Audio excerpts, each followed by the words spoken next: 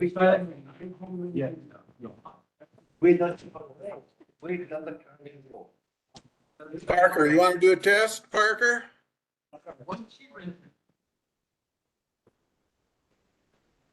Yeah, if everybody can go ahead and take their seats, we're gonna go ahead and get this meeting started. Thank you, Parker. It works.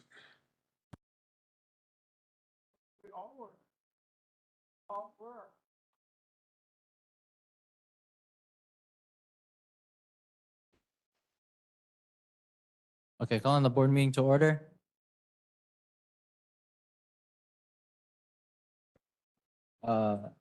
First on the agenda is going to be the emergency responder monthly reports, starting with the Honolulu Fire Department. Do we have a representative from HFD?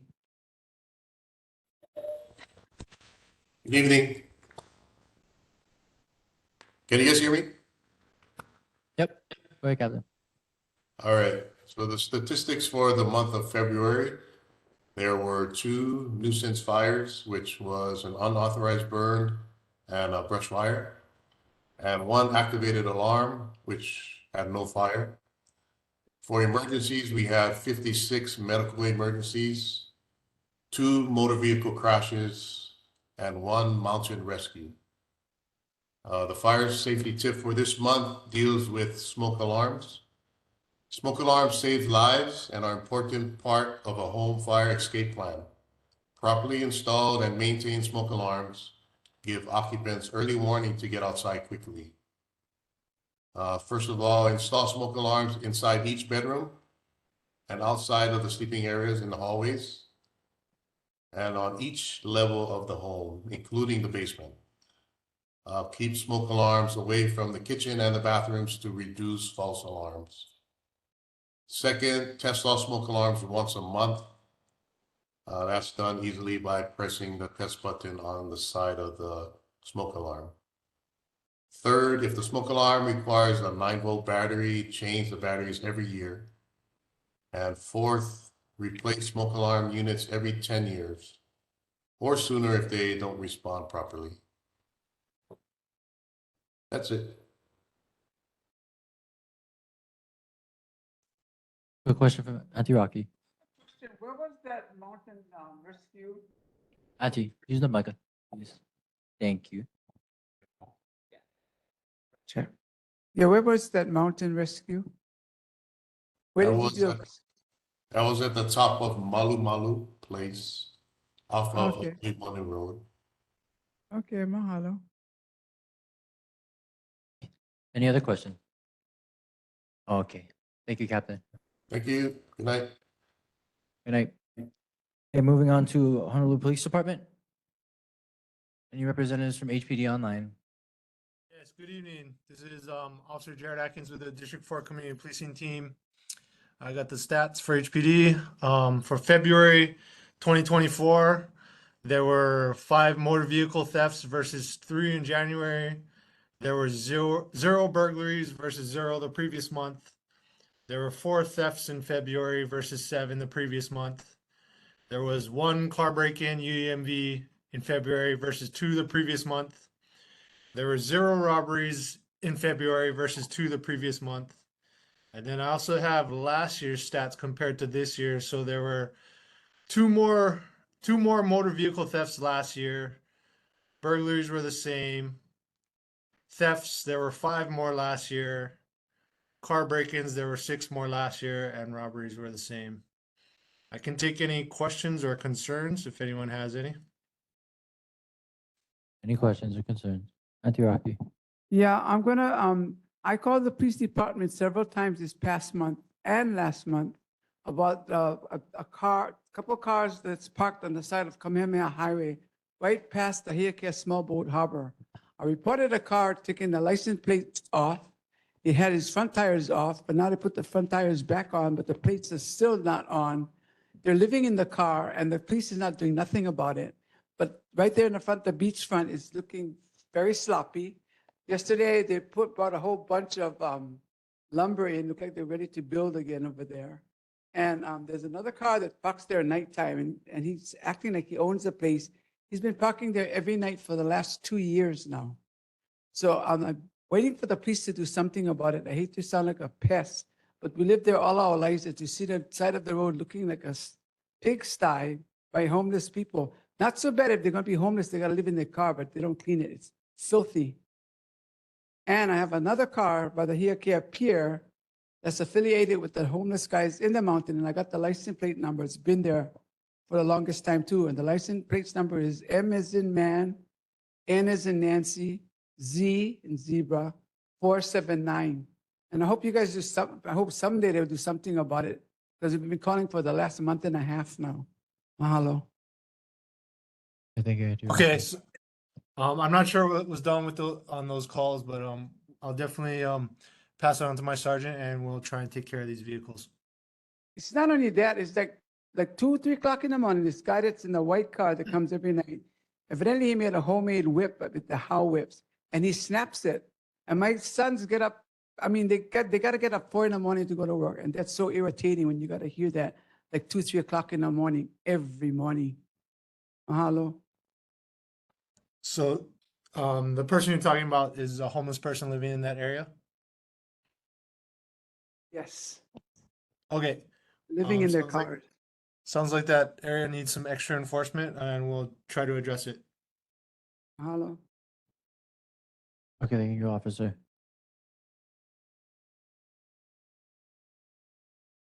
Yeah, Chair, we have a bunch of people in the room here this evening. Nicole Scherzinger, who is the owner of a property that has been on discussion in previous meetings. And I want to ask if, since we do have a quorum, I think with Ken. Ken, you're there? Yeah? I'm here.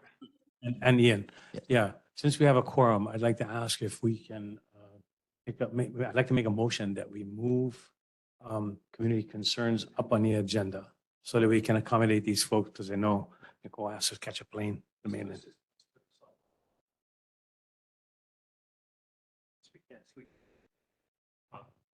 You know, the hesitation I have about putting it on the agenda is that others won't know of this. This is an issue that has come before the board. But I think the goal here was to give Nicole an opportunity to kind of introduce herself and speak from the heart.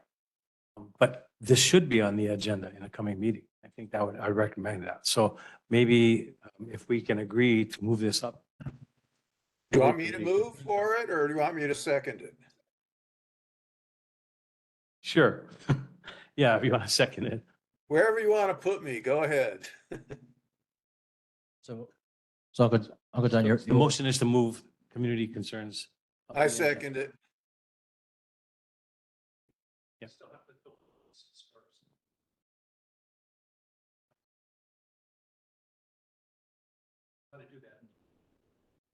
Okay, but it won't affect community concerns.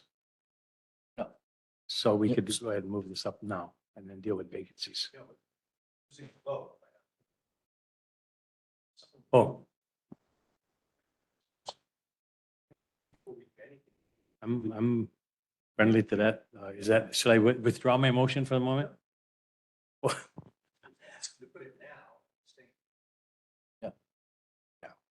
I'll leave that to the chair. Yeah, so the motion is to go ahead and move community concerns up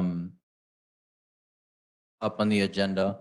But as Uncle Dan had mentioned, we are going to go ahead and address the filling of vacancies on the board. Just a quick one before, because it would affect any votes or action that is taken afterwards. So we are going to just go ahead and address filling of vacancies on the board. We do have one vacancy in Sub-District 2. Any nominations? Seeing none online or in person. Okay, moving to Sub-District 5, there are two vacancies. Any nominations? Anyone in person? Anyone online? Seeing.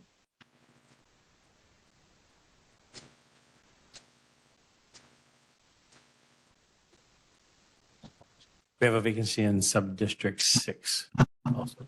You have two vacancies in Sub-District 6. Okay. Any nominations? Yes, I'd like to nominate Priscilla Maca Bastadas, who is here. She's nodding her head. And yeah, so Okay, we have a motion to nominate Priscilla as the filling of one of the two vacancies for Sub-District 6. It's been moved by Uncle John and forwarded by Uncle Dan. Any questions or concerns? See none. If I can just Comment? I think it would be great to hear from Maka, if you will, Maka, and I have to make a disclosure. She was a student of mine when I was quite a bit younger and had brown hair. Yeah, if you'd like to say anything, Moko. Yes, please. Yeah.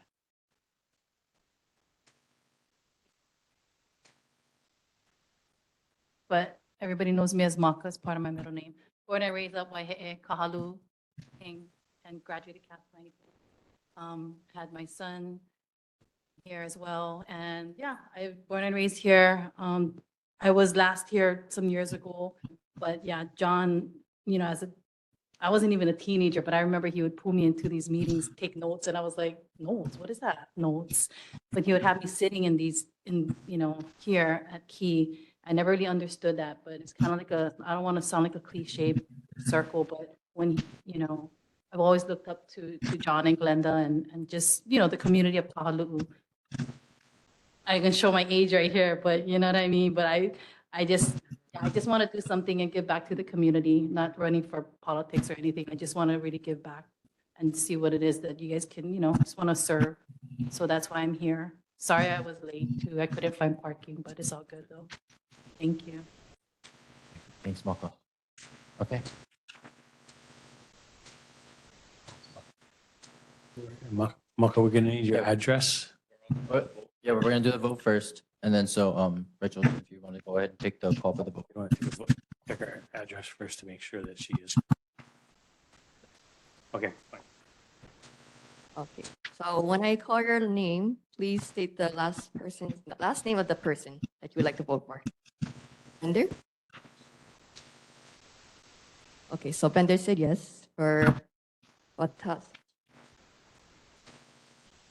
And then Palahiba said yes. Okay. Levaster, Yes, Maka. Lou, okay. Arthur Mercado. Yes. Yes for her again. Keone Mercado. Yes. And then if I can have you guys speak in the mic, that'd be great. Thank you. Masterson? Yes, Maka. Thank you. Masterson?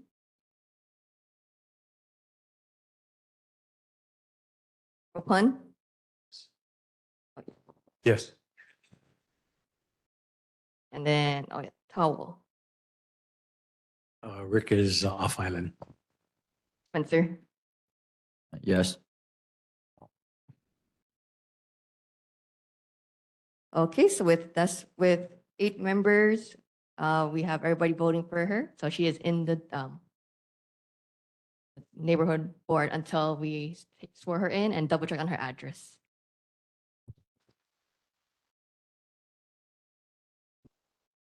Thank you, Rachel, and thank you, Moko. Appreciate it. Welcome on the board.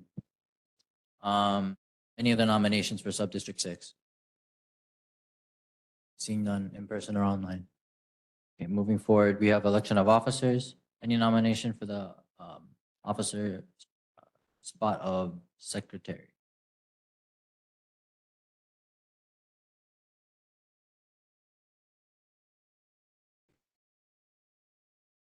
Okay, seeing no motions.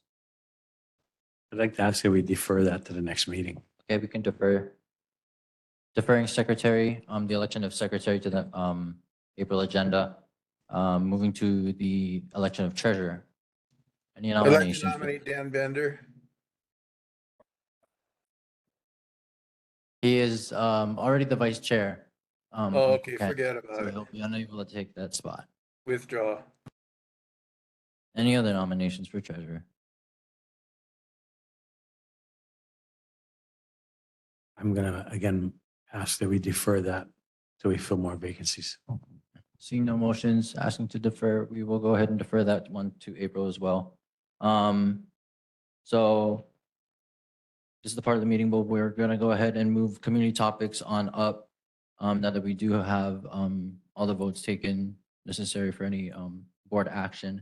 And so if we can go ahead and have Nicole come up to the mic, and then we would have her just go ahead and say what she wanted to say to the group and the board.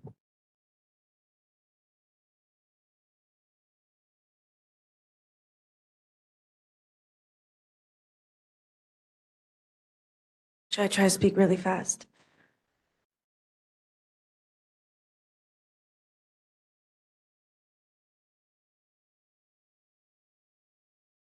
Aloha. Aloha.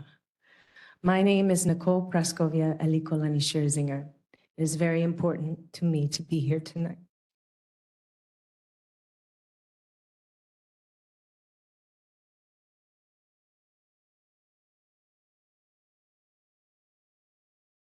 With all of you for this neighborhood board meeting. I came here at the earliest possible opportunity I could get off from work to share my heart and my intentions. I appreciate the opportunity to spend time and talk to you, the descendants of Pu'uma Eli Eli, nourished by the Mololani rain and wind, and to open the lines of communication as I hope to be a member of this community. I want to humbly express that pono, integrity, to be righteous, is a principle I embrace and continue to hold on to throughout my journey back home to Hawaii. I was raised in an ohana that places Kakua and Aina as a central aspect of our upbringing. Hawaii is my kulaiva, kulaivi. Hawaii is my kulaivi. It is where my bones began. As a matter of survival, my mother left Hawaii when she was 22, as many Native Hawaiians have in the diaspora. I was raised in Kentucky with my mother, stepdad, and sister. We would come back to Hawaii to be with my tutu papa and ohana in the summers, and my mother longed to come home one day. After suffering a stroke and double heart valve replacement surgery, it was important to me to bring her back to Hawaii to be close to family again. In 2008, with Akua's help, I was able to provide my mom and dad with a home here. My sister, Keala, lives and raises her family in Tennessee. After many years of working afar, the whispers of my heart have been calling me back. Now I am finally at a place in my life where I have the opportunity to return to Hawaii and to be with Ohana. We are a family that works through prayer, and I have been praying for the day to have a home here again like I did as a child. I yearn to reside on this Aina, bringing with me Ohana values passed down from my kupuna for generations to Malama Aina, to Malama community. My intention is to go through this process embodying pono, to involve my ohana, to continue to meet with cultural practitioners, connect with community and with experts in order to build this hale responsibly. God bless you. I don't know if I have time to go through all. These are a few of the steps I have taken to express this intention. Do I have time to share those steps or, okay. Thank you.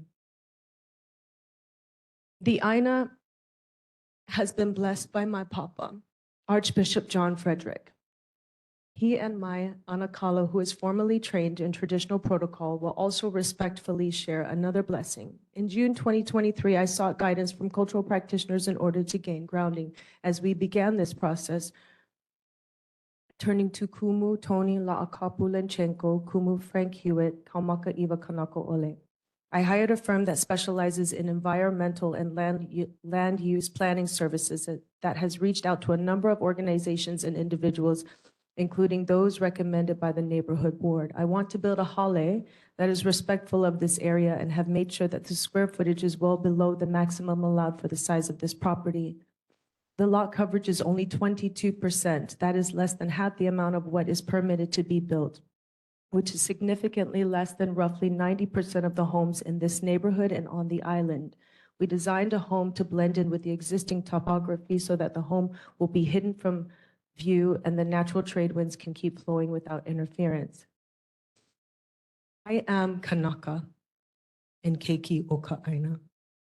So it is important to me to have open, undeveloped space on the property so I can be outside, connect, and be one with the land as our ancestors have taught us. Through our research, we have found that multiple structures were built on the parcel back in the 1940s by the Butler family. The last recorded image of a structure was taken in 1969. The next recorded image was in 1982. By then, the structure had been demolished. Since 2022, we have been working with a firm who specializes in archaeology, history, ethnography, and archaeological history to conduct an extensive literature review and background research for the property. I want to continue to learn about this Aina, and I know it will be a lifelong journey. I have met with Auntie Rocky, John Rapun, and Keone Machado. I thought it was Machado, and then somebody said Machado earlier. To begin opening the lines of communication with the members of the community to find common ground. I have community concerns and closing thoughts. Do I have enough time for that? Thank you. Thank you. Members of the community have expressed a number of concerns regarding cultural sites. I want to address these concerns. I have included maps to support these 3 points. First, the Ahupua'a boundary marker falls to the south beyond the boundaries of the current parcel. In the archaeological report, figure 16 highlights the research. We have papers for later to pass around. The archaeological report, figure 16, highlights the research of the sites of Oahu by Sterling and Summers. And here it shows that the Ahupua'a border, the marker between He'eia and Kahalu'u, is south of the current parcel. Second, archaeological studies show that there is no heiau on the property. The heiau is of concern is Mauka and outside the boundaries of the current parcel. Recorded cultural sites are Mauka of Kamehameha Highway. In figure 17 of the archaeological report, it covers 10 studies conducted in the area from 1933 to 2017, which have not identified a heiau, Ahupua'a boundary marker, or any other site on the parcel. This was done in an effort to provide a comprehensive analysis and to assess the potential for encountering significant architectural, cultural resources. Third, I agree with the community to protect Pu'u Ma'eli'eli and to keep the zoning of that parcel as preservation conservation. The zoning of said residential property is completely different from conservation preservation and requires different processes for development and community outreach. I would ask that the community be informed that these 2 parcels are unrelated and that they be referred to and dealt with as separate agenda items. I ask you, how can I be a part of the vision and mission of what the community needs? I want to stand with the community here in Kahalu'u as I have stood for important causes throughout Hawaii and the world. I want to be a part of the protection and preservation of sacred and cultural spaces. Let's have conversations on how to continue to preserve Pu'u Ma'eli'eli and sites such as this in Kahalu'u and throughout Hawaii. Paul.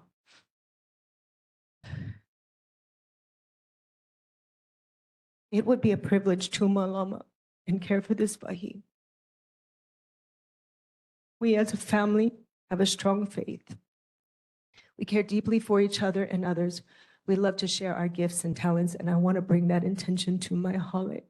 During the pandemic, God, ohana, and time were emphasized to me.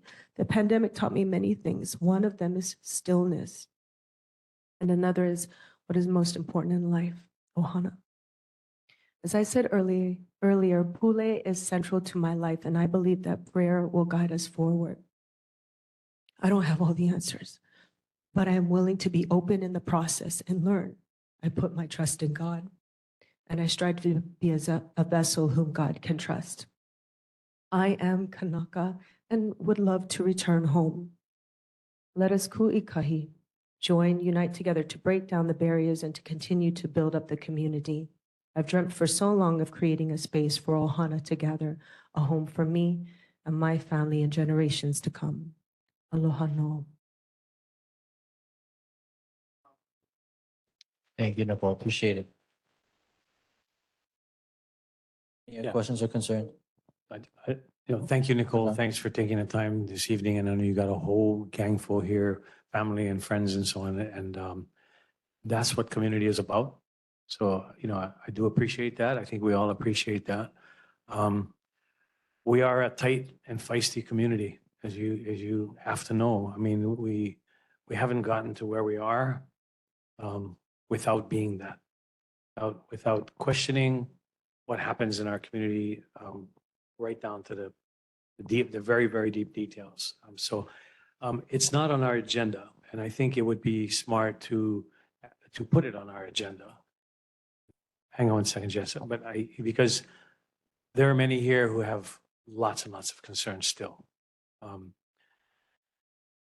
Yeah, I could go on, but I'm gonna refrain from doing that because again, it's not on our agenda. It's not really up for discussion per se. And so, yeah, I'm gonna just say thanks for taking the time. And let's see how we can move forward. Thanks, Uncle John.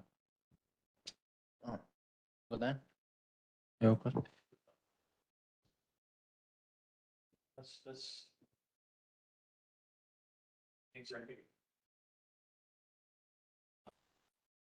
Did you want to make a motion to put this on the next meeting?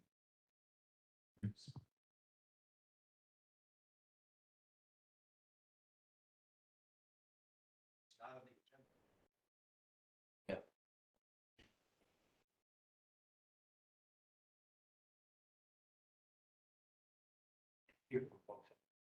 Got something to say? Please, Aloha Board, Kalamai, I have some things for you that's not here there nor there, but I'll bring it up to you later. But I do want to point out, sorry, Nicole, you said you met with 3 members of the board. When was this? And all together? Okay, so I would like to state that that is a sunshine law violation for you to put this on the agenda further. During my time as chair, we took action on this item. And I advised you all strongly before I left the board, when Planning Solutions approached me to have a private meeting, that if you are going to do so, that it should not return to the board. I will push the matter if you put it on the agenda again. So we appreciate you coming to the community, and I think that's great for the community to hear what you have to say, and it's good for you to come and talk to the community, but the board should not take action or agendize this item any further. Mahalo.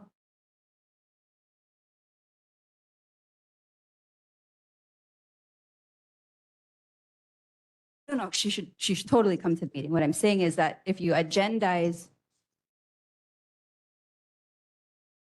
relating to the parcel, because we made, but we made a resolution. I testified on it in December, personally. As the chair, Uncle Dan, I testified on this matter, on the resolution that we took action on as the board. Now Nicole is saying that she met with 3 members of the board separately outside of the sunshine law. So what I'm saying is, although we definitely want Nicole to come to the community, have these meetings with all of us privately, in public, whatever the case may be, if it comes back to the board and it's agendized and there's action taken on it thereafter, it will be a sunshine law violation. I'm going to hand this back to the chair because he needs to give a ruling. And then if you're not happy, you can appeal his ruling because I'm not the chair. No, so appreciate Jesse. No, what Jesse is saying is true. That would be in violation, and is in violation of sunshine law, order. And so we cannot agendize, any further discussion or matter relating to, Ms. Scherzinger and her property. But we do appreciate you coming out tonight and, saying what you had to say. Mom. Uncle John, one last thing, quick. I just want to clarify that we were invited to the meeting. We didn't precipitate the meeting. Uncle Ken. Yeah, I'd just like to point out that that doesn't need to end the discussion to find a way out of this problem. There are other options that I know I've discussed with at least one other member of the board, which is allowed under the sunshine law. And we need to look into that because this situation could solve another problem that we have while resolving her issues. In everything she stated, I listened carefully as well as I could to her commentary. And I think it would solve her problem and solve our problem, but we need to discuss that further. Mahalo. Okay, thank you. Any other comments? Any other questions or concerns? Seeing none. Sorry. Yeah, no, great. Okay, so I do know that like under the sunshine law, no more than two board members are supposed to meet with each other and talk about potential or board business with the, public, right? But did you meet with three people at once? You were saying? Okay, so you did. Okay. If anything, I can also check with our side, the neighborhood commission office, is to see.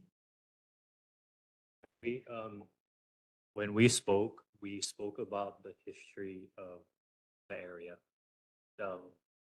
Wasn't anything specific to any of the things that we're speaking about now. It was to educate the cultural significance of these sites. Mhm.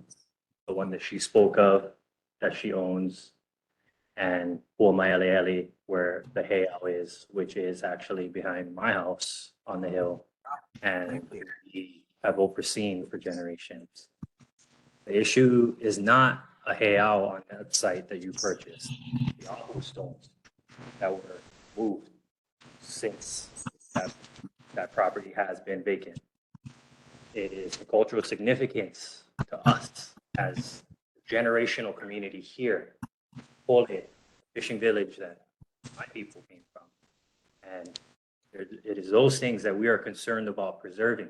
It's like anything else here in Hawaii. Yeah, we're all native, all of us. And right now, what we're seeing is things are being slowly taken, and we're forgetting where our roots are, specifically pertaining to the kapu system. Native or not, these sacred sites were never meant to be built on. That's why that house that was there was nothing there for 40 years, since 1982, like you stated. There wasn't a structure there, and it was because the land wasn't allowing it anymore. When the original structures that you spoke of were built, they were built and they had issues. There are stories that were passed on to us, the generations of that specific property. The people who owned it and stayed on it, always having issues.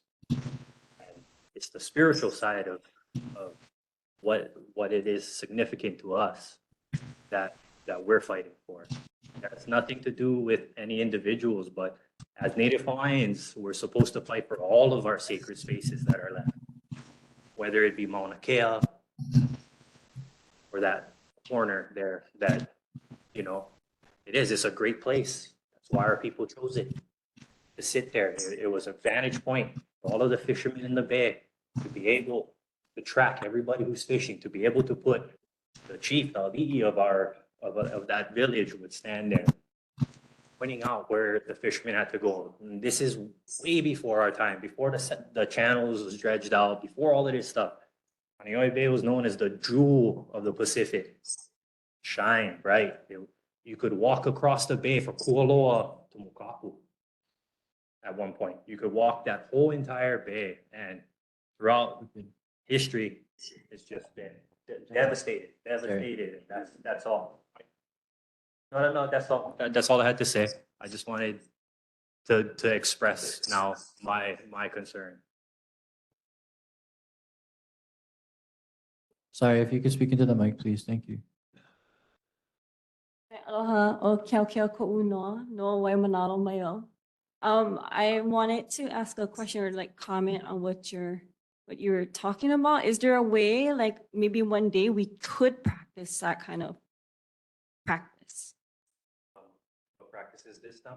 Well, you were explaining about how in times during the kapu system where they had practices on ali'i, having to look over things. Is there a way where one day we can practice something like Yeah, that it starts- in that area? It starts with conservation.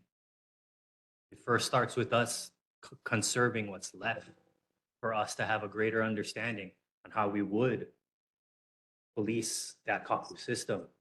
But first we have to understand that conserving these places, what's left, what hasn't been taken from us, is the keystone to the foundation of what you're speaking of. Tiraki. Yeah, I was called on by my cousin, by couple, Kalani Hewitt, to consult with this person. And I came from a different aspect. It came from another realm, because I had to let her know what we knew about that spiritually. And that corner, to me, how they told her as I grew up, is knowing that is Maki Man corner. Almost every decade, there's somebody dies over there. And it is a cursed place. My kids call it Butler's Corner. My aunt that died over 50 years ago, I interviewed her. She was 94 years old. They have referred it as Mucky Man's Corner. And people who live there, she said, their luck has not been good. So I just warned her about that. And I need to practice your Hawaiiana. You're not from the Moku. You're from you're from Manalo Moku, sure, but we're from the Ahapa'a. Our family has been on this Ahapa'a for over 300 years. So you can just kind of come from just any place and do your practice where you want to do your practice. You know what I'm talking about. Mahalo. Thank you, Tiraki. Okay, we're gonna take one or two more concerns. Sorry, we have someone online, so we're gonna address that first. Go ahead, Tony.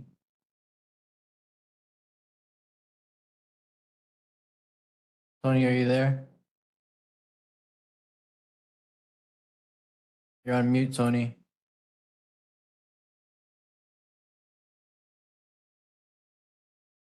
Okay, okay, but we're gonna go ahead and move to Philip. Philip online. Can you guys hear me? Oh, okay, no, we can hear Tony. We'll go ahead and let Tony go ahead and speak.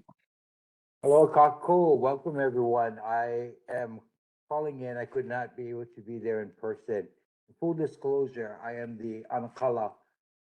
Nicole Elikolani is my grandniece. I am a Loea Hula. I am a culture resource. I have studied since 7 years old. I am now 69 years old. I do not reside in the Moku o Ko'olaupoko. I was born and raised in Kali and now live on Ainaho Pula, Hawaiian homestead given to me. So I reside in Mokulua. Currently, I am a native Hawaiian practitioner with access to Maukalua. I'm working with the Navy on archaeological sites there, preservation, perpetuation, protocol, and people. These are Ni'oi Ulaheau, along with burial sites regarding my family, Nicole's family, some of the board members' family, because the Ali'i chiefs from Lualule, Lihue, Hukaniloko, all the way to Kualoa are all interrelated.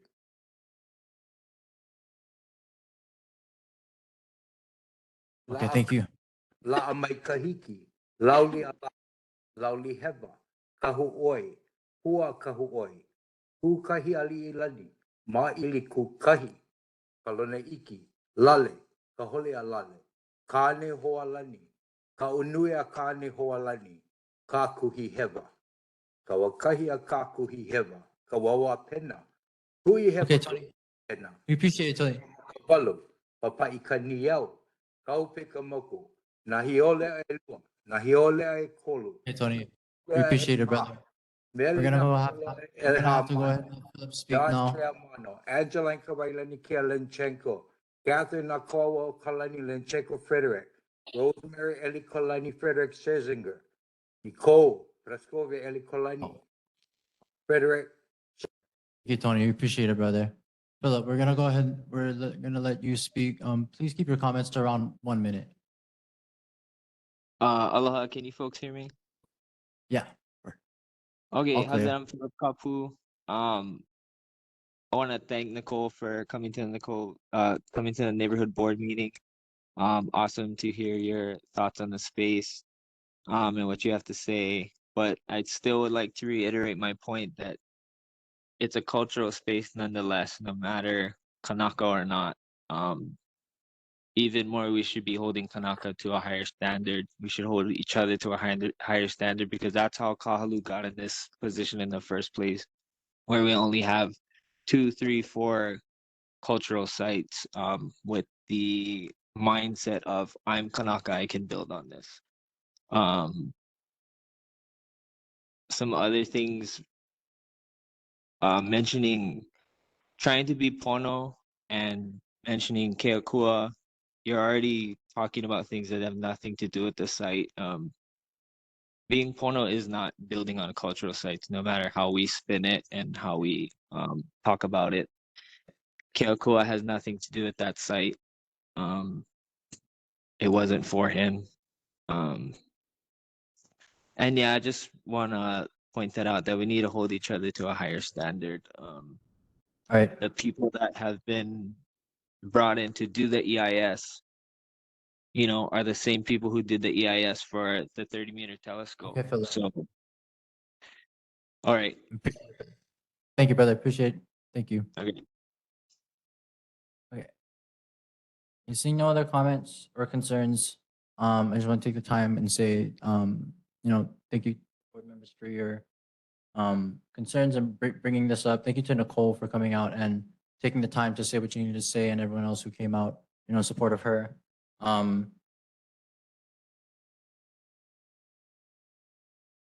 That's about it. I do also want to take the time now as chair to say that I don't appreciate the fact that, meetings were held without disclosing this to either chair at the time. We are now, going to have to be facing sunshine law issues, and we will not further agendize this item. However, we do want to, it is known in the community that this is a concern. Your words have been taken into account and are appreciated. And other concerns brought up by community members will also be addressed.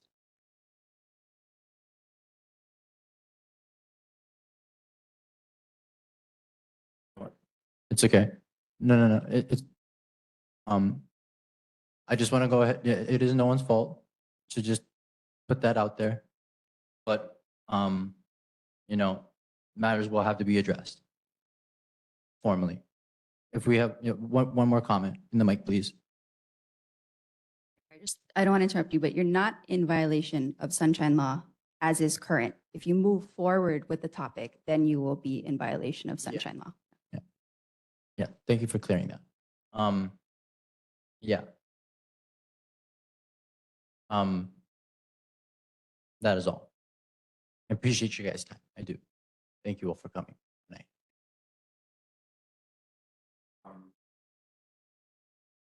Okay. Moving to the next agendized item on community topics, Hui Ulili Street, shoulder parking lane installation. They're basically going to be widening the lanes of Hui Ulili Street due to a community concern that was brought up due to speeding. This is going to be happening at the end of March. And if you guys have any other concerns relating that topic, we'll go ahead and put the link up on that. Point of order. Yeah, man. We're on community concerns. We're still on community concerns. You haven't addressed any further community concerns. Otherwise, you've specially put this on the agenda separate from any other agenda item. If you don't Uncle address Ken, community concerns, there could be a problem. Uncle Ken, we're talking about Hui Ulili Street, which is agendized under community topics. No, that's not what I'm talking about. This was community concerns not on the agenda. So we brought this in and we allowed it. You now have to address any other community concerns not on the agenda. Complete this section, then you can go on to Hui Ulili Street. Because there are people here who have issues that are not on the agenda that would like to speak, and you won't attend to them later. Okay, will do. Appreciate it. Thank you, Uncle Ken. Are there any other community concerns in the room or online that want to be addressed? Jesse, if we could have Jesse go ahead and go first.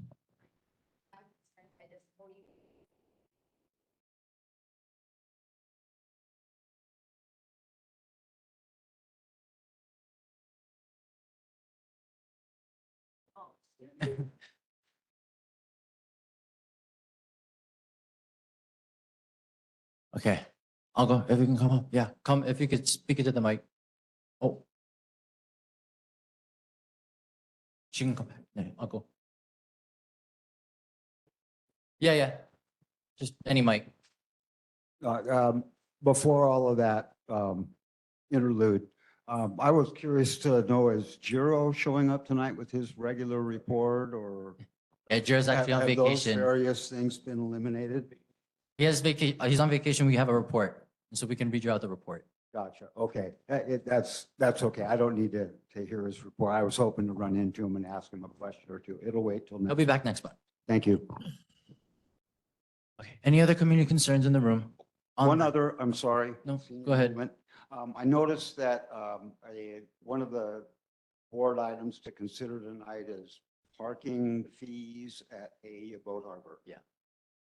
I would suggest that item get deferred till next month, because I noticed that typically every month, at the end of all the reports that Jiro starts with, is a harbor master and Tanya.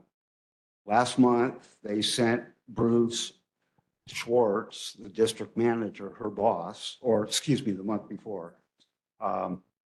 But to have an item like that and also be doing a big construction project like that that impacts the harbor and the community and the paddlers a lot, and not have a representative here to kind of work us through that is unreasonable. They should be there to talk to you guys, to answer our questions. So I would ask that you invite them to next month's board meeting and ask them to have a representative, whether it's Tanya, Bruce, or their boss, Megan and Ed, but somebody.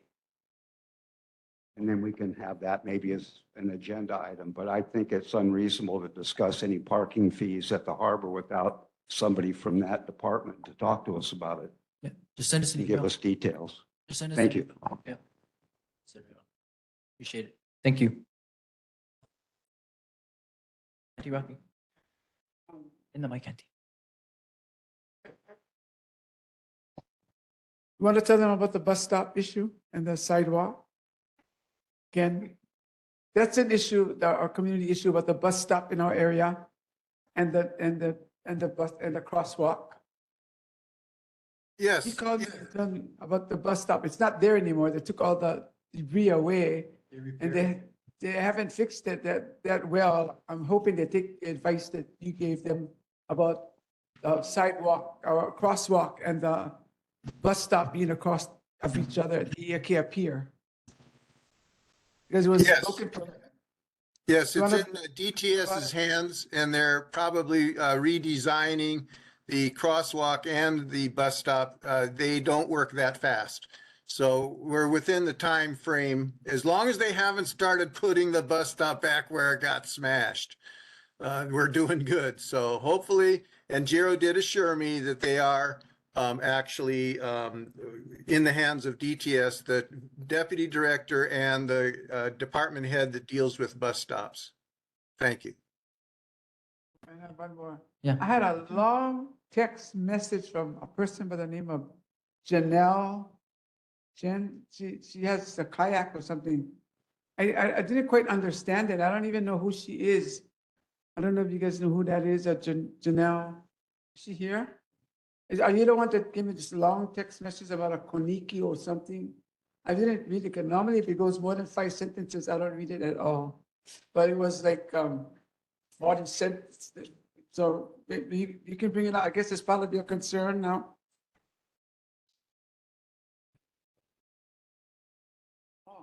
I was accused that I chainsawed down Milo trees and poisoned the water by Wayne German. He's a guy that leashed my car with his dog leash when I was kayaking with my friend right before her heart surgery. I've had neighbors harassing me and following me. All the pictures that Howard did. I have 7 kayaks. I definitely don't have 12 or 22. There was a lot of false accusations and lies said about me. And I I had followed up with DLNR. They told me I did not need a permit from my house. I've been inspected 3 times. I've been measured. Jackie's lied, said I have a tunnel in my house. I don't have a tunnel in my house. I don't Please. have another house. Keep it, I don't, just keep it to the point. yeah, like, you guys need to make sure you check your facts before you believe what you hear. Because I definitely would never poison the water or cut down Milo trees. Okay, no, thank you. Thank you, Ricky. So you know me, right? I live on your street. So the issue is that the Kaneohe Bay Master Plan and all of these other things that Ward has been working toward is actually you're in violation of. You can't run that business within 1,000 feet of the bay. Where your house is to the bay is 250 feet. That's been the issue with your community members, your neighbors. So that's why it was brought to us, the board, and that's why it was brought further to both DPP and DLNR. Anything after that has been done because the DLNR has instructed them, also the DPP, that they need evidence. That's why what you have been feeling is harassment. No, I'm, no, Hold on, sorry, point of order, just quick, can we Yeah. wrap it up? Last one. yeah, so what I'm, With DPP and I checked with DLNR. we know, I'll shot an email Sorry. as well. okay, Sorry, 1 second, okay. Well, I'm just letting you know That they have only done this 1 second, you know, I'm gonna call, point of order, I'll call a quick recess. Second.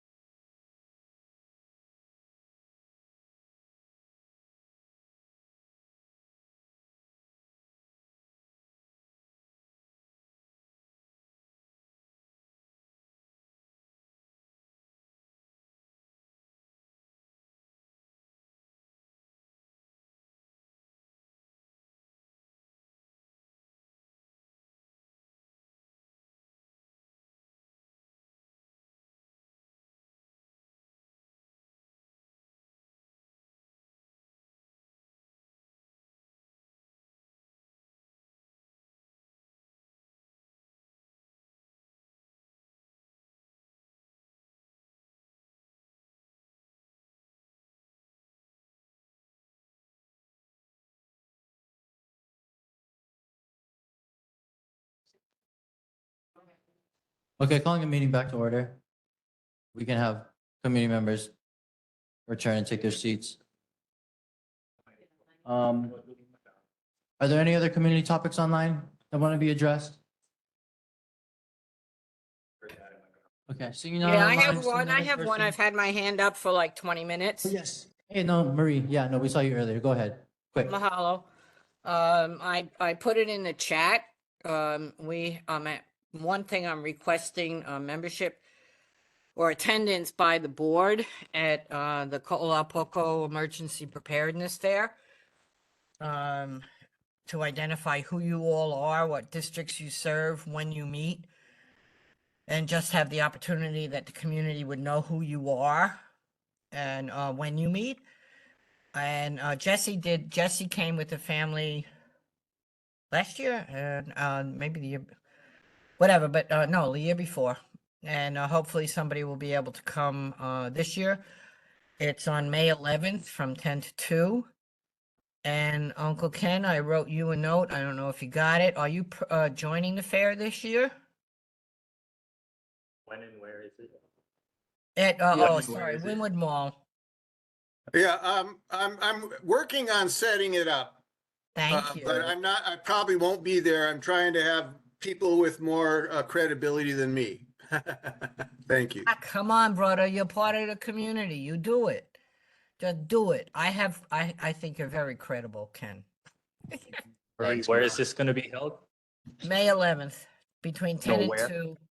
Winwood Mall. Winwood Mall, like inside the middle of the mall. Yes, hon. Okay, We and do that's it- a we weekend do it day? yearly. We do it yearly. Is that a weekend day? It's a Saturday, yes. Okay, yeah, I'll be there. Mahalo.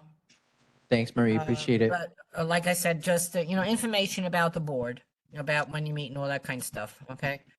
And the other thing, also in the chat, for the members that were interested in the audience, that there are trainings on the DEM website, scheduled in April, June, September, and October.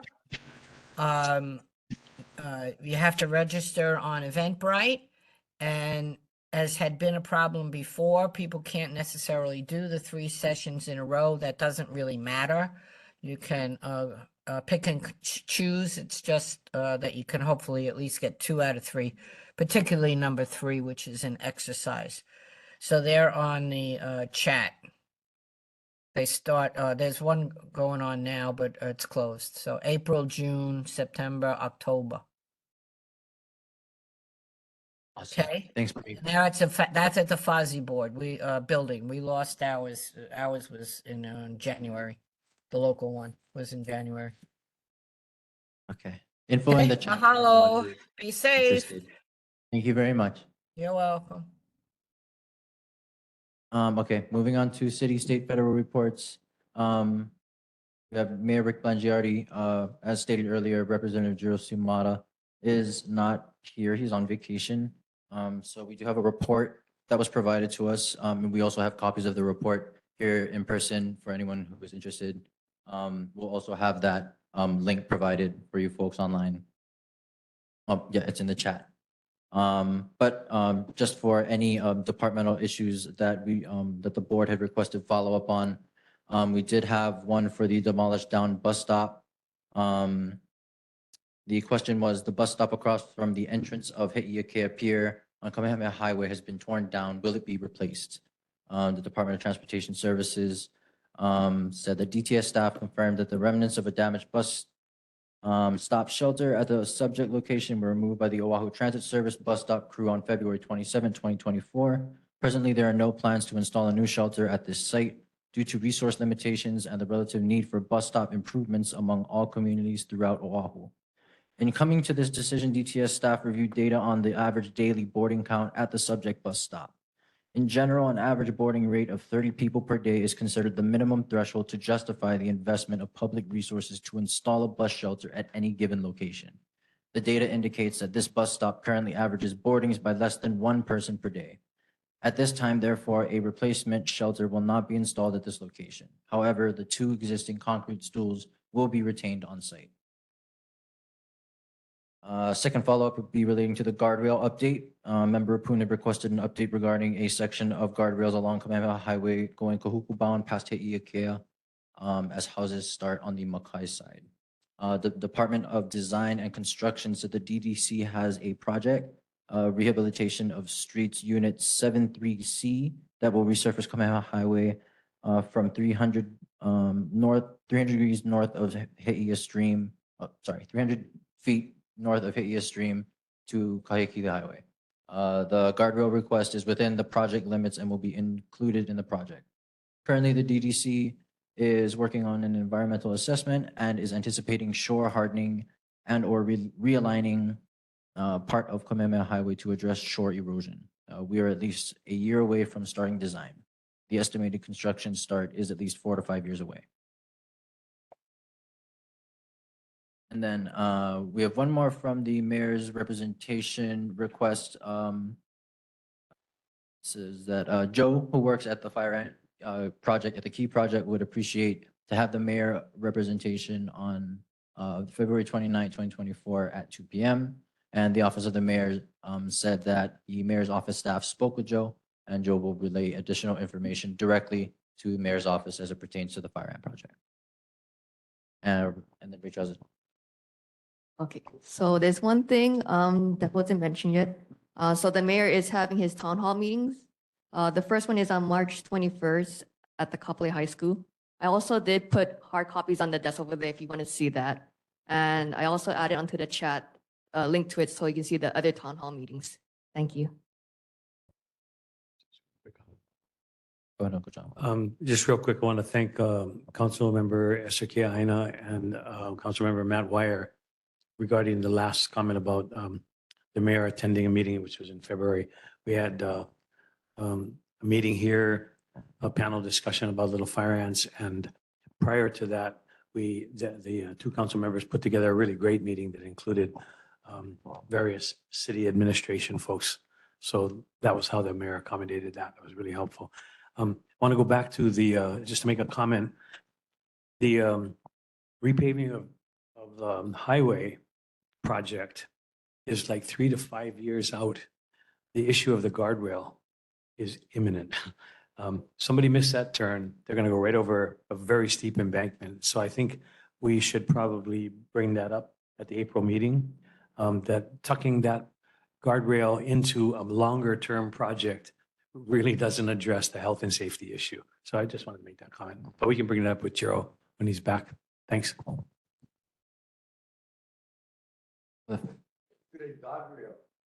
In the mic. Yeah, back to the guardrail. I guess the city don't stock those kind of guardrails, right? Or they don't even have money because safety system will buy guardrail and replace. Everything is on back order. You know, and the same thing like what they're gonna do with Kahu'u. What, they're gonna make a swimming pool? They don't even have parts for repair anything. You know, and they want a new swimming pool. And they go back to the bus stop. They took the roof off of the one down here. I don't know if they're gonna repair it. Or tomorrow they're gonna take them off. Because I see the bus guys came. They did the one here. I was watching them, and then now they say this one. Now how many more they're gonna take off? Thanks, Uncle Luke. Okay, any other questions or concerns relating the report provided by the mayor's office? Seeing none, moving to Councilmember Esther Kiaina. Is Councilmember Kiaina online? Any representative? Aloha, good evening. Really? This is Kim Ryan with Councilmember Kiaina's office. Can you hear me? Yep, loud and clear. Okay. As I just have a couple of announcements. As John Rapun mentioned, we did have that meeting on the 29th. Thank you so much. She wanted to extend her mahalos to both you and Joseph Watt for attending. You know, the idea was to get everybody together to collaborate as one, right? She had the Office of Economic Revitalization, Department of Parks and Climate Change, along with Maui invasive and Oahu invasive species. So It was a good meeting. I think everybody got a lot out of it and got to make good connections. She's sorry she couldn't be here because the budget meeting was still going as of, I think, 7:15. So they were just getting out right as we're starting this meeting. The second announcement is the 2024 Climate Championship Internship Program is now open. The Office of Climate Change, Sustainability, and Resilience is co-hosting a summer internship program with several community-based organizations, Key Project being one of them. The Climate Champion Program pairs community-based organizations with the Climate Champion intern, who will implement a project that will help the organization adapt to the impacts of climate change. The host organizations this year are specifically looking for applicants that live on Hawaiian homes. The applications for 2024 Climate Champion internship are now open. It's a paid part-time internship and they must be 16 years of age or older to apply. Students or kupuna and those who live in Hawaiian homelands are especially encouraged to apply. I'll go ahead and insert that information in the chat, and that's all I have for this evening. Anybody have any questions? Any questions for Kim online or in person?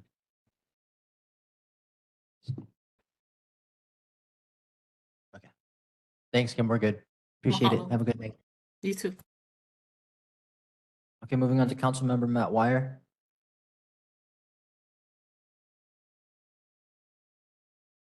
Oh, there she is. Hi, Kelly.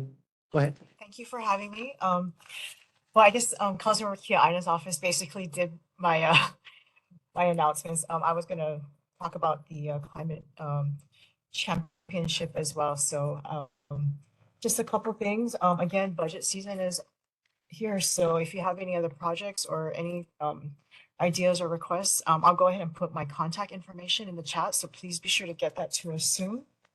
And then just a couple legislative updates. Resolution 23162, which would amend the city charter to establish a climate resiliency fund, was passed out.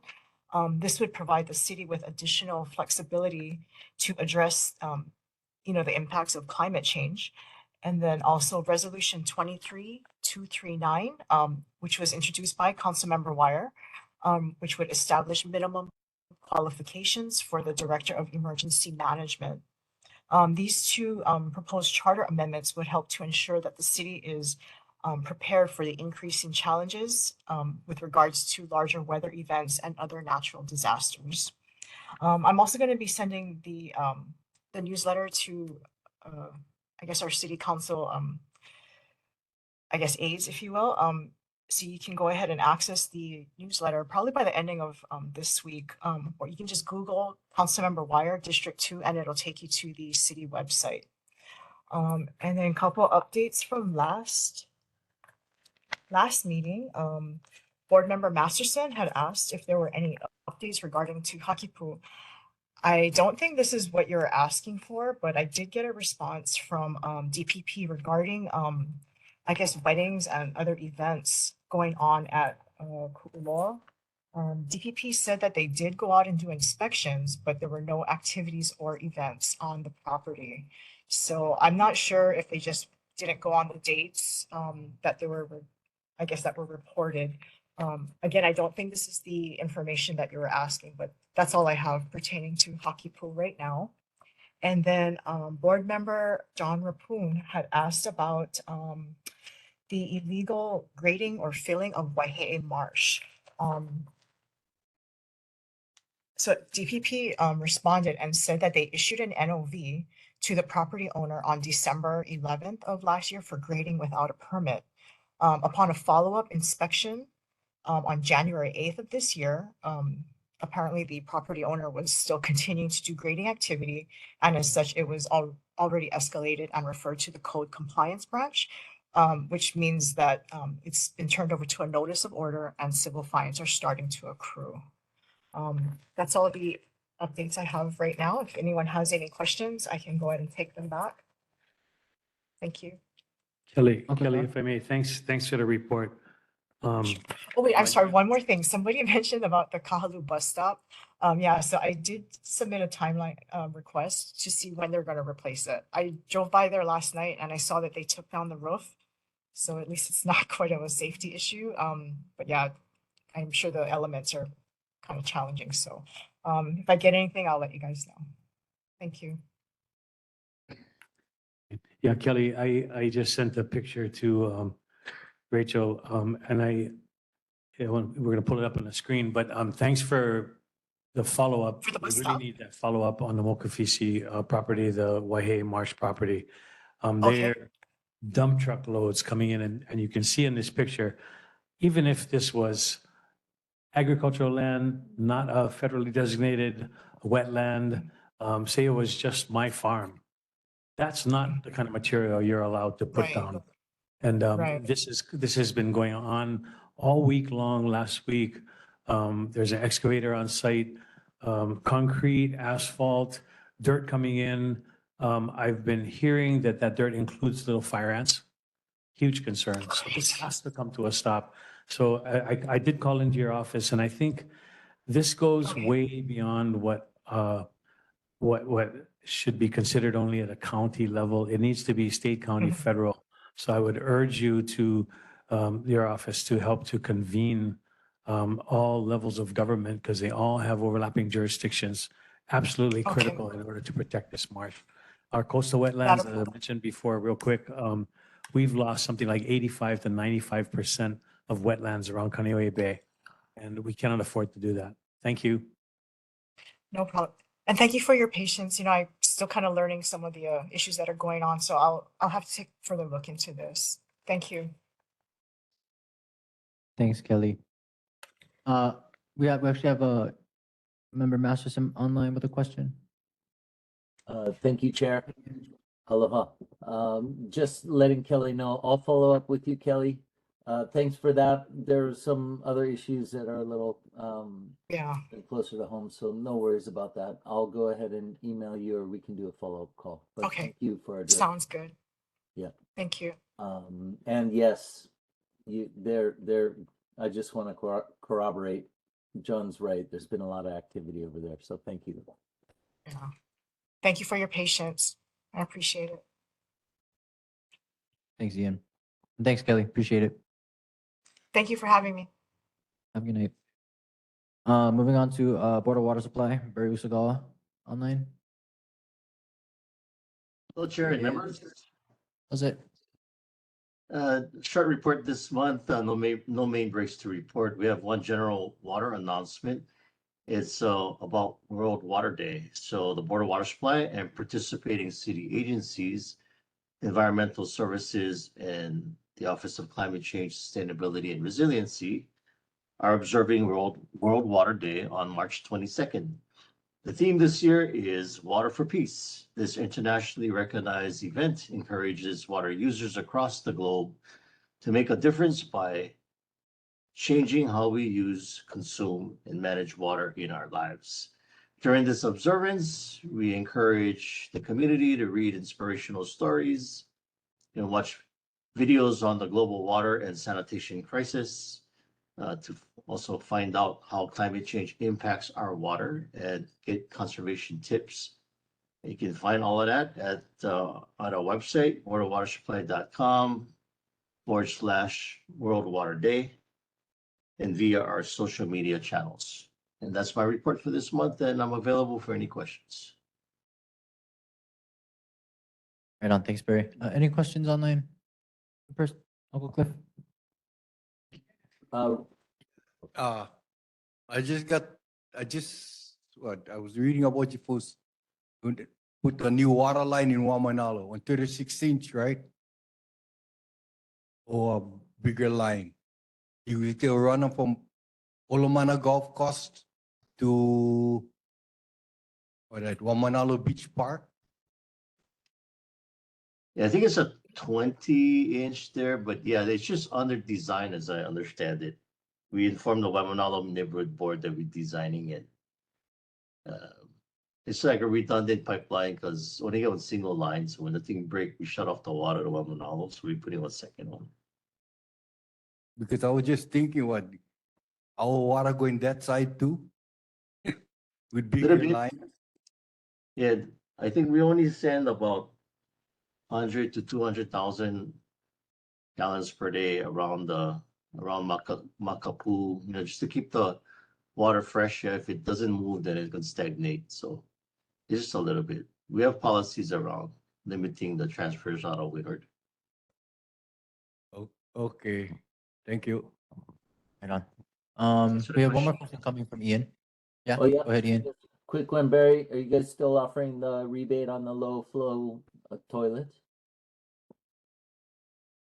Yeah, did you say update? Yeah, Yeah, yeah, the rebate on the low flow toilets you guys got, yeah? right, we increased that to $100 from 40, I think $45 per, it's for a high efficiency toilet, 1.28 gallons per flush. Well, thank you. We're extending that to like June, but we considering maybe longer than that. We wanted to see if we could get the remaining amount of high flow toilets out there, changed out through an increase in rebates. So thanks for mentioning that. Yeah, thank you. Appreciate it. Awesome. Thanks, Barry. Appreciate it, brother. Have a good night. Aloha. Mahalo. Okay, moving on to Governor Josh Green's office. Yeah, in place of Scott Murakami, we have Katie Ducat. Hi, everyone. Katie Ducat, Governor's rep tonight, and to share the governor's message. And I apologize, I was late, but I did bring hard copies, which is what I'm reading from. So February 8th marked the 6-month anniversary of the Maui wildfires. As we continue to work towards recovery, Governor Green was able to visit the island and witness firsthand the efforts of the many hands on the ground. While there, he attended a long-term recovery meeting with Maui County Mayor Richard Bisson, FEMA, and other federal agencies and stakeholders to discuss the progress being made on Maui. He's grateful that all partners continue to work towards the building of longer-term transitional housing options for Maui survivors. In addition to working towards more long-term housing, the U.S. Army Corps of Engineers is rapidly completing work on the new $53.7 million project to serve as the temporary replacement for the King Kamehameha III Elementary School, which was destroyed in the fire. The new school is expected to provide classes for 600 students with a plan to open in April. Also, the U.S. Department of Housing and Urban Development has provided $6.9 million to help house the homeless on Maui, and a 1115 Medicaid waiver has been granted, which allows states to use Medicaid funds for housing. The ability to use Medicaid funds for housing will decrease suffering and frequent visits to the hospital and lower taxpayer costs related to caring for the homeless by up to 73%.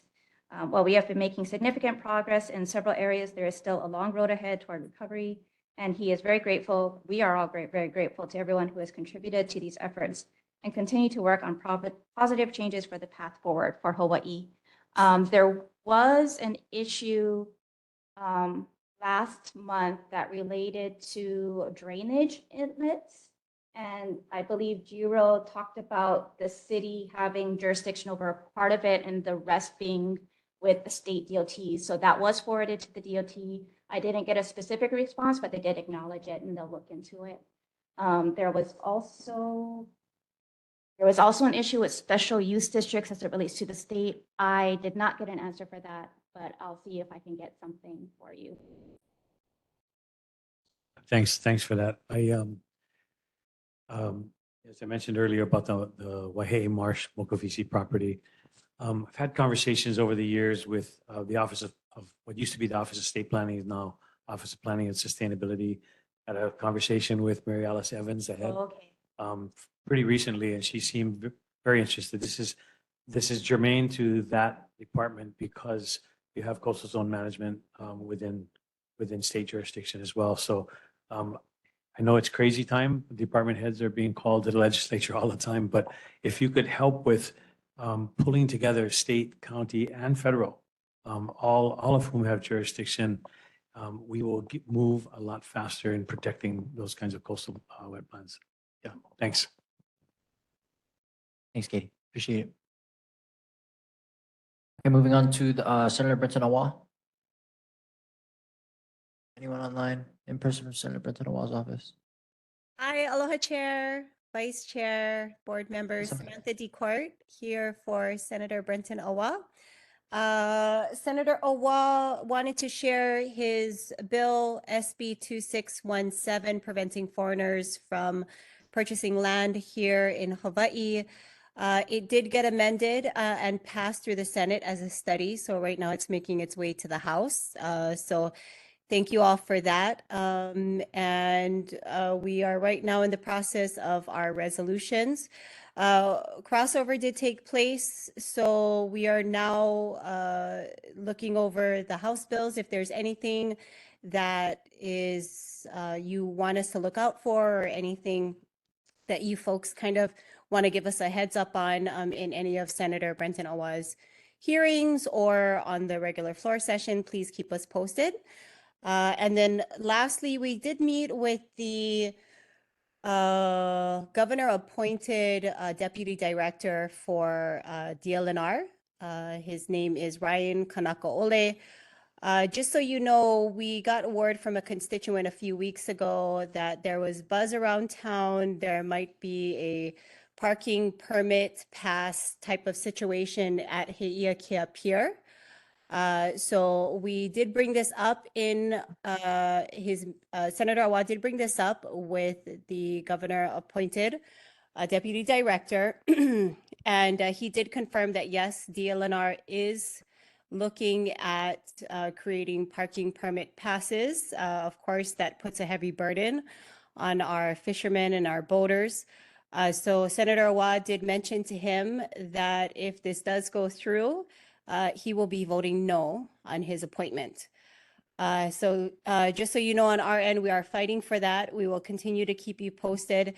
He did mention that their number one site that they're going to be, I guess, maybe a pilot project. Number one is going to be on the Big Island of Hawaii at Honokaha Harbor.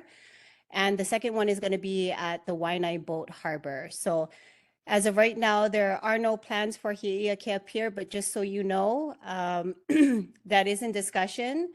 But also, this is where Senator Brenton Awa stands, that if this does go forward, even though it's with DOBAR, Senator Awa will be voting no on the deputy director's nomination. So with that, I'll go ahead and take any questions, any concerns. Oh, also, thank you all again for your help with the Kahalu'u food project, planting project.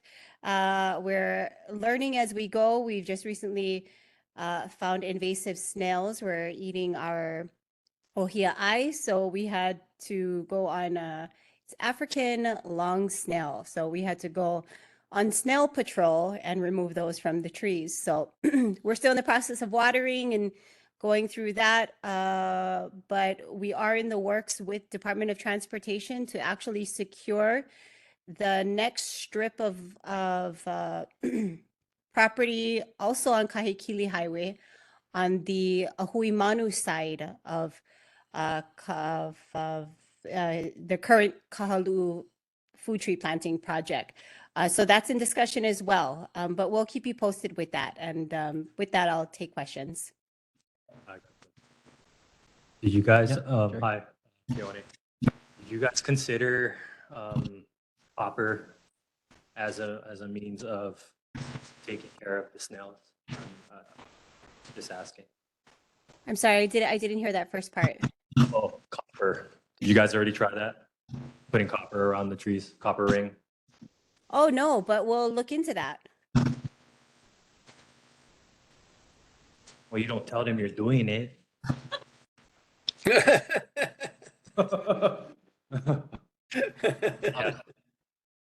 I'm sorry, Thanks, guys. I think I missed that. Oh, no. No, that's all. I was Yeah, just just the yeah. copper rings. Yeah, just the copper. It's a deterrent for snow. Okay, Slugs. okay. And then Uncle Ken online. Yeah, there's, we're trying to put in a, what do you call, multi-use pathway that has to be X distance away from Kaikili Highway. Kind of matches what already exists between the entrance to Temple Valley Cemetery and Hui'iwa. So that we're trying to extend that all the way down to Hygienic Store. as a multi-use pathway, and we've been working on it for years. We had two members of the same family. One died in 2010 there, and another one just recently died there. We need a multi-use pathway, so please be sure to deal with the multi-use pathway as you go to extend that area where you're going to put the food trees. Mahalo. Will do. Thank you, Ken. I would agree with Ken. Usually you put the horse in front of the cart.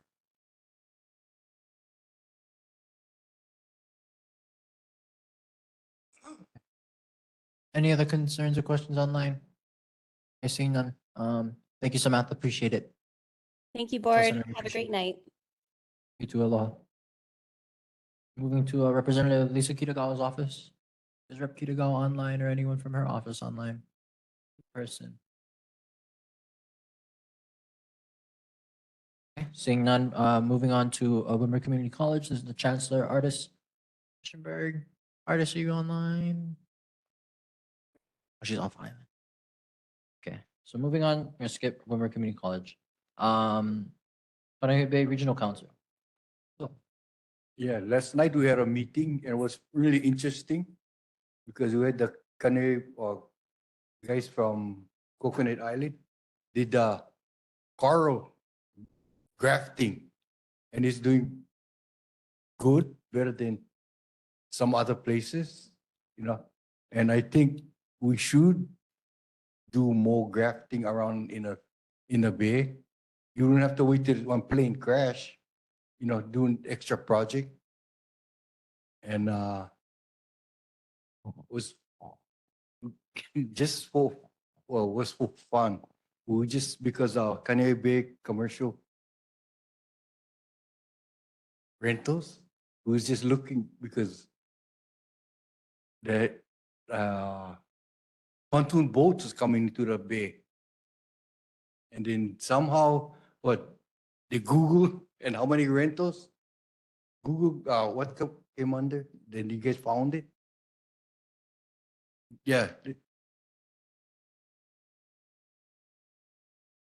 Hi, Christy Kaluhiva from PEA, community member.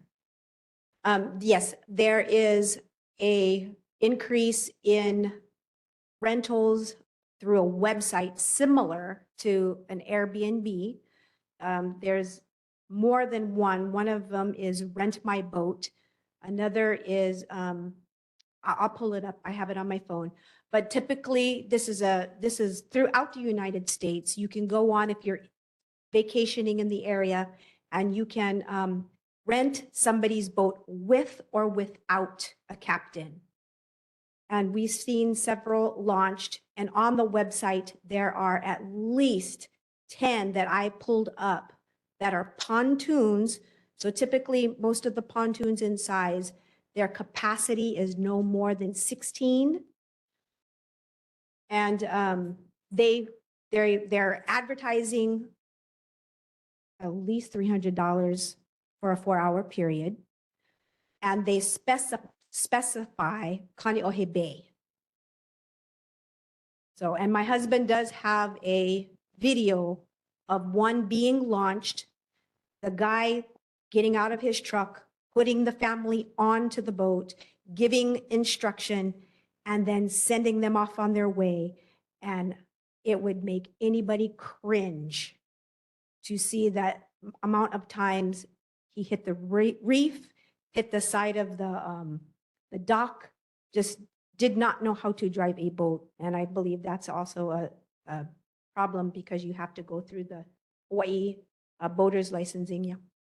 Anyway. Auntie Rocky. I was at that meeting last night too. What she said is right. And you know, my grandson, even to go on our flat bottom boat out in the ocean, he had to go and get a certified license to do it.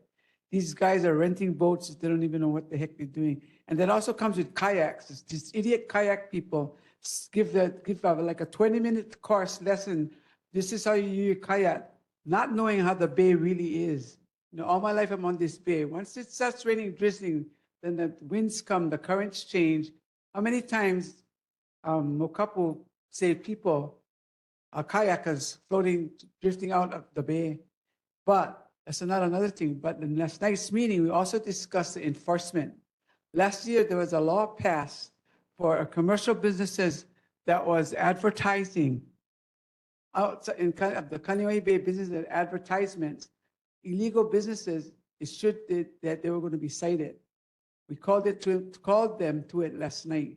We're forcing them to start the enforcement because the law is already set.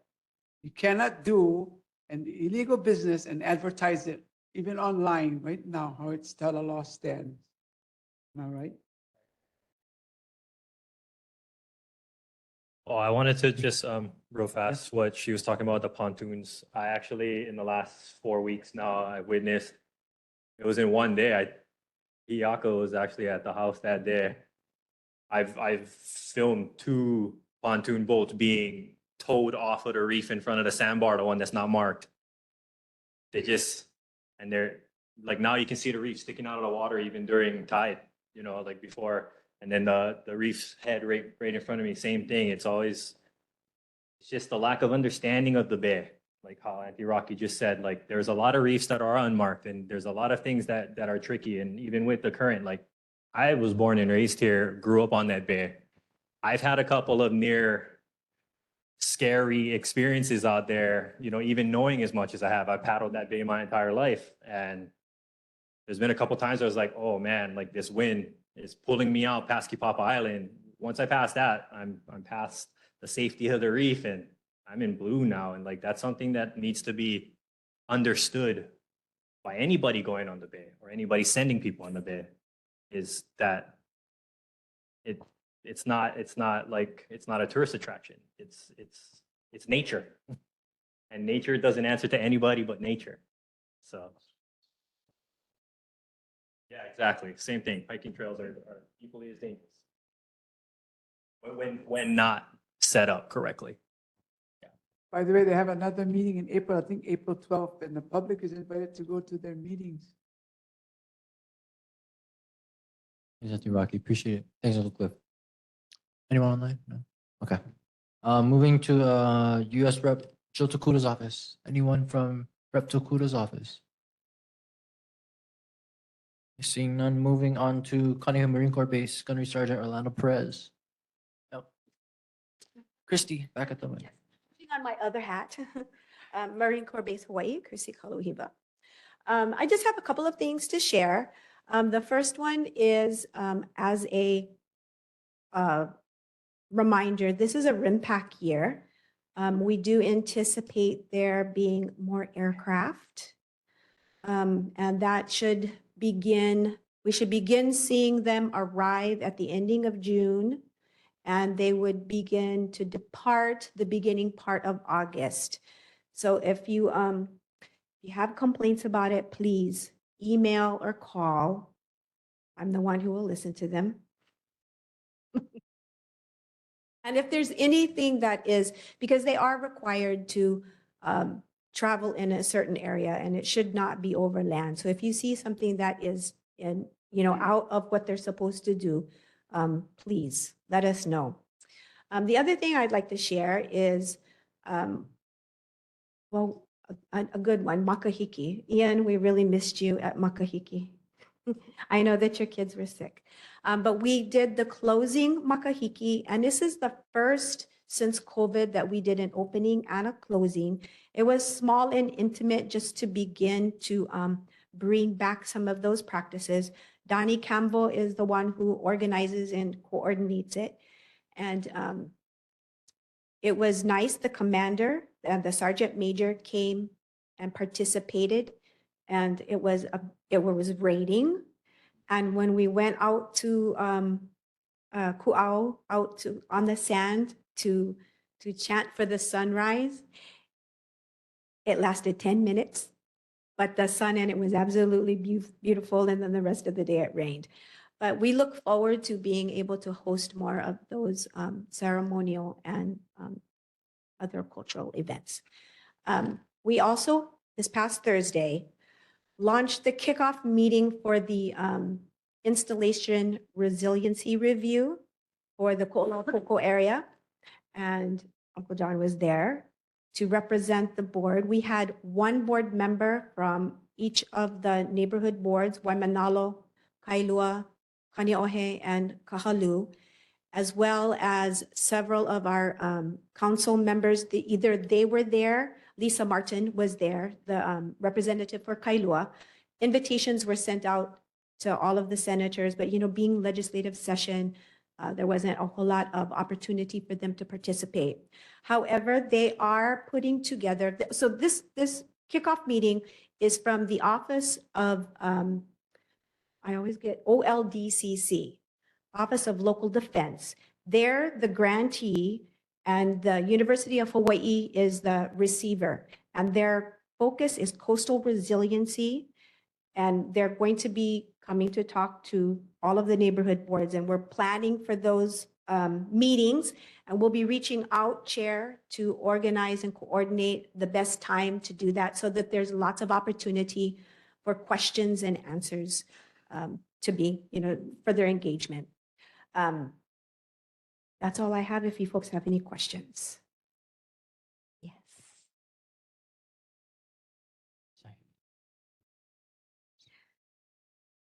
So the question was, how is RIMPAC going to affect this community specifically? We are going to be getting more information on the training upcoming in the next few weeks. I will keep you guys posted. I just knew already about the aircraft coming in because it is mixing with us trying to do the canoe regatta. And they have told me that the amount of aircraft will cover. And so there's questions of how we're going to do that. So that's why I know that portion. But the conference is, the RIMPAC conference planning is in the next 2 weeks. So we should have a little bit better detail on what kind of training and how that might affect Kahalu'u and Kaneohe and Waimanalo and Kailua too. And I'll definitely keep you guys informed. And if there's any other questions, you guys can always email me as well. Thanks, Christine. Thank you. Appreciate it. Okay. Moving on to community topics. We just have one on Hui'ulili Street, the shoulder parking lane installation. I did get a correspondence from City DOT, basically saying that they're going to do a shoulder lane installation / parking lane installation on Hui'ulili Street, going up due to speeding concerns that were brought up to them. And so they're basically going to be narrowing the road for drivers from 20 feet, which is now, to 10 feet. That'll be happening at the end of March and take place for several weeks until completion sometime mid to early April. Yeah, good job. I've heard the same thing for Waihe'e Road, and I'm concerned about using parking as a way of narrowing and slowing down traffic. Put HPD on it. When you start having more parking alongside of the road, you have people darting out from between the cars. And I don't think that's a solution. The solution has to be just enforcement. And in some instances, for example, on Waihe'e Road, strategically placed speed tables, if they're done right, will slow people down and double as crosswalks in the right places. So I think we should, by the way, not DOT, but DTS, Department of Transportation Services, but if we could get somebody from DTS to a future meeting so that we could address some of those topics conceptually before they start moving on these kinds of things. Pretty important to us. So yeah. And then the other thing I want to bring up relating to DTS and DOT is the property at the bottom of Waihe'e Road. It's part of the Mokufisi properties. It's now for sale. I don't know what the acreage is. It's very small. The other side of the road, as you go down Waihe'e and you make a right turn onto Kamehameha Highway, that corner is actually owned by DOT, state DOT. And we've all been concerned about ingress and egress between Waihe'e Road and Kamehameha Highway. So I think the opportunity is to look at that parcel right across and to consider getting it into public hands so that DOT and DTS have more ability to configure ingress and egress. So, yeah, thanks.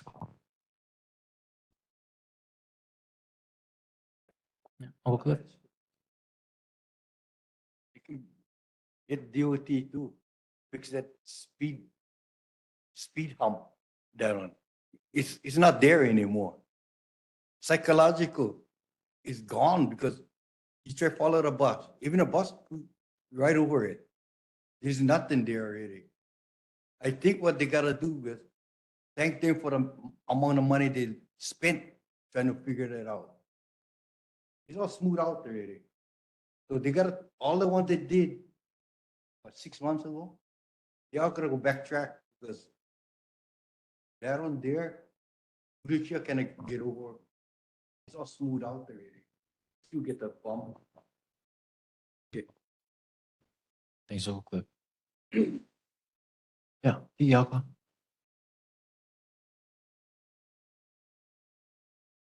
Aloha, Iaka Jardine, community member. I just wanted to make a comment about what Uncle John was saying. I grew up on Hui'ulili Street towards the top, and as it is now, there's cars lined on either side of Hui'ulili that are parked.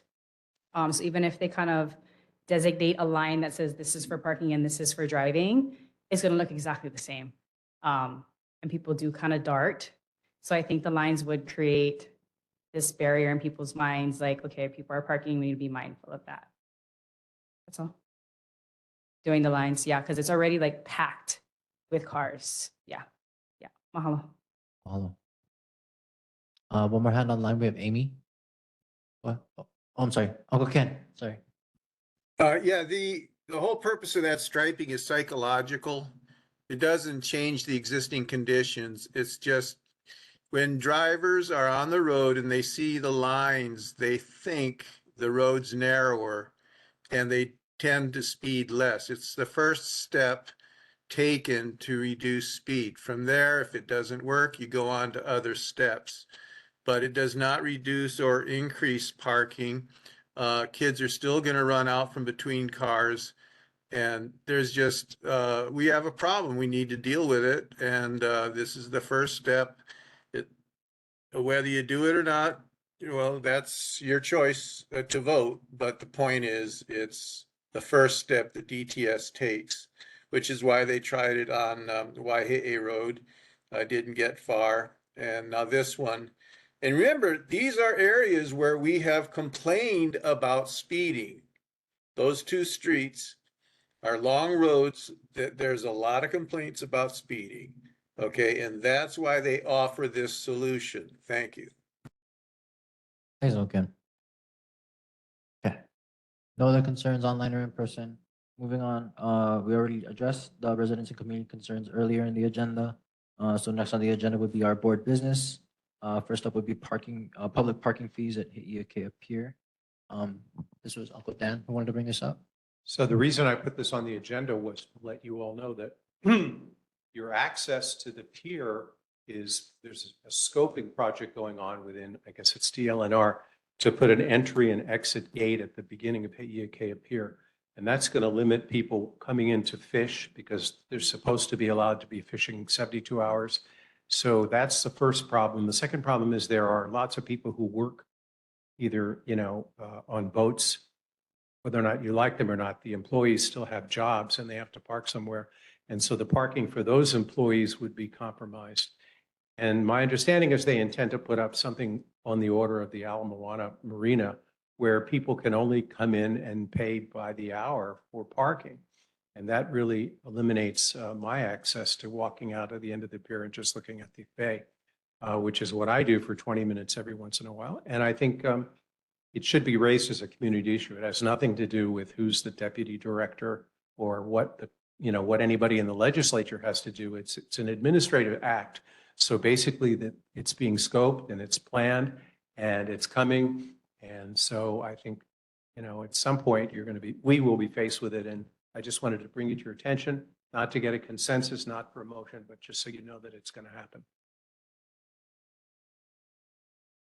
Anyone online or in person? Thank you, Rocky. I see the beginnings of privatization of Hi'iakea Pier by doing that. And I think it's the wrong thing to do because once they're going to start pay parking, people be parking on the road, on the side of the road. And if they're already parking on the side of the road on weekends for all of these illegal businesses, they're gonna do that daily.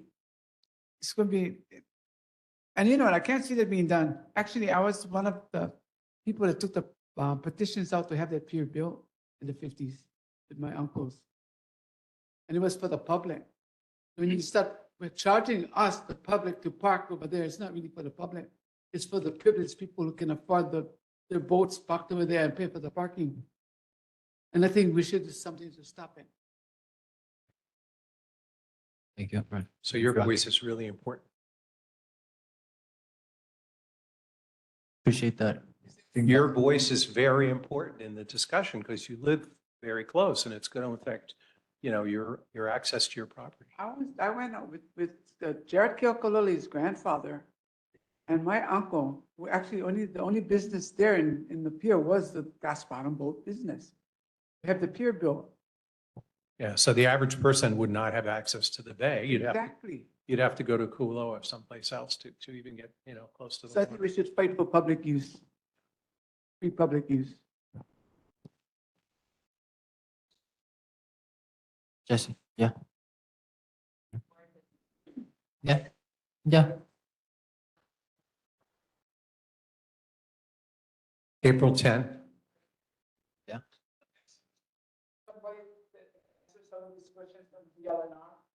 So they're scoping now. They don't have a plan. They're just asking for how many people are parking and they're drawing pictures. Mike. So we asked for the last time. Well, the current, we have a community member who would like to have the, yeah, so do I see a motion? Motion is seconded, okay. If we go ahead and take the vote.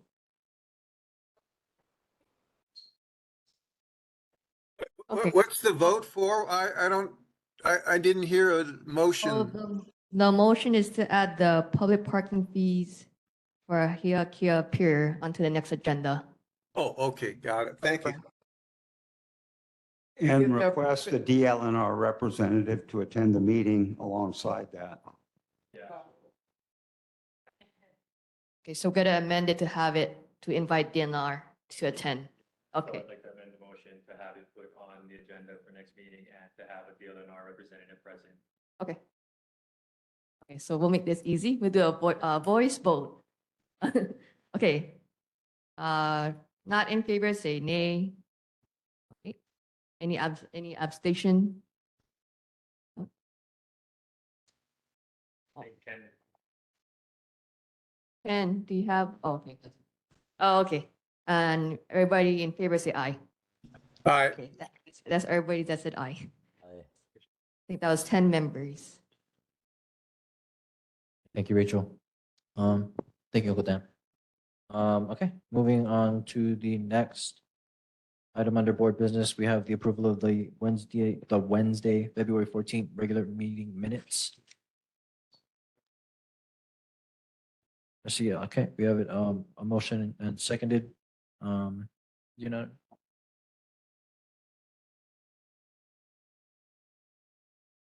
That was Dan that moved to approve, and then John to second that.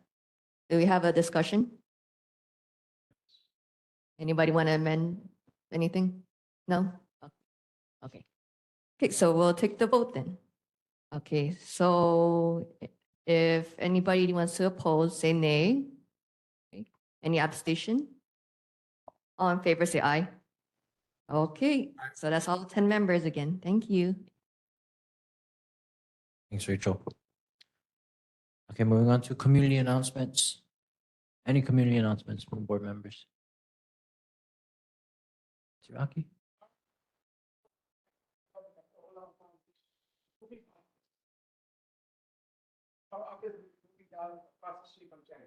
So, yeah. Kahalu'u Foundation and the Kahalu'u Hawaiian Civic Club, who basically now we share office at the atrium building, will now be moving as of April 25th across the street from Jack in the Box. I don't know the address for sure yet, but it's same landlords, the Yims, but it's just a different building.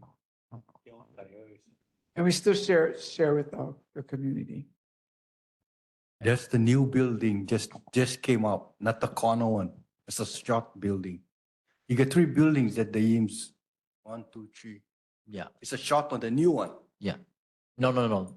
It's the one, it's the one uh, across from the Jack in the Box, Yeah. across Camp Highway. Yeah. It's across Kamehameha Highway. Yes. Actually, there's 3 buildings owned by Yims.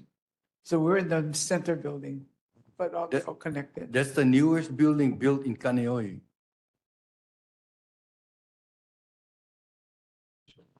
Okay, Oh, thank you. that one, you gotta go to the back end downstairs. Any other concerns, any other community concerns online? Yeah. Okay, moving on to sub-district reports. Any reports on sub-district 1? Sub-district 2? District 3? Getting more homeless people moving in the district. Shady kind. Uncle Ken, sub-district 4? Nope. How about you? Same district.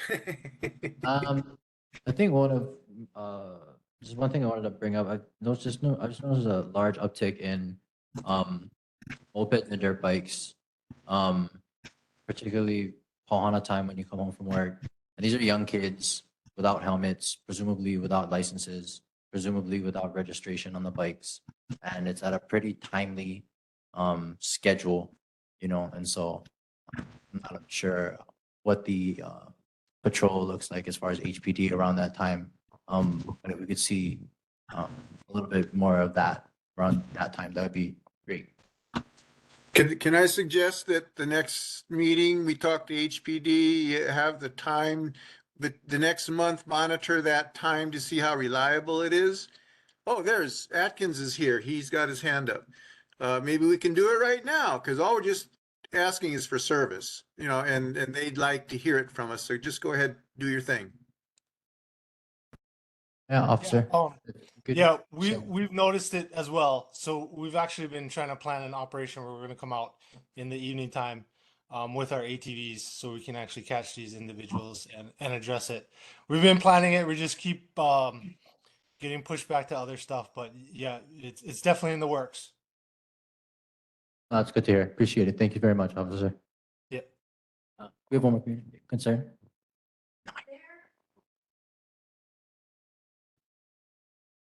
Is there a noise ordinance for mopeds? That's the question.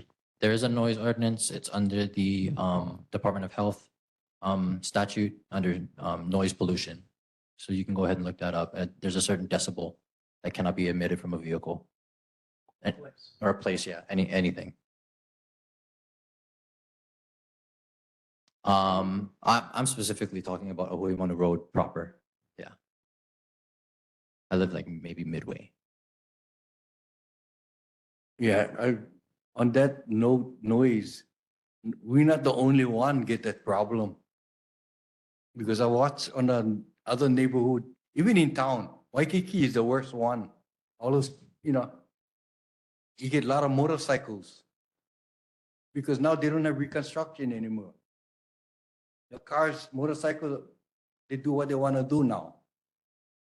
That's why you see the trucks with the the tires is 3 feet outside of the fender.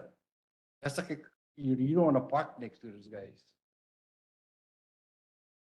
Okay. Yeah, we're on sub-district reports. So I was on 4, yeah, so 5.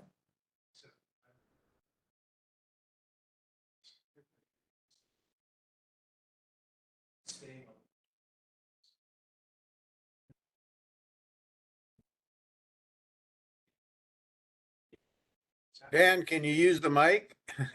What's happening is people are hijacking the meeting and just coming in and for the best of reasons, taking over all the time. So, but we have to allow the chair to take over and be the chair and make the ruling that it's out of order. Not that the person's out of order, but that the issue's not on that order point in the agenda. The only way we can do that is by all of us staying on the agenda point for the whole meeting. Goes faster, and that's the way it's supposed to work. Excellent job. I appreciate it. Thanks, Vice Chair. Okay, let's see. We're gonna go on to sub-district 6. Well, Maka, now that you're here, anything you wanna say?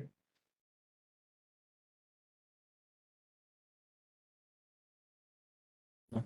Okay. Yeah, maybe next one. Okay. So moving on to announcements. Announcements is just gonna be the next regular board meeting, April 10th here at Key Project, 7 p.m. There are no other announcements to be made. We're gonna go ahead and adjourn the meeting. Appreciate you guys for coming tonight. Aloha. Good job. Good job, Parker. Thank you, Chair. Aloha, everyone.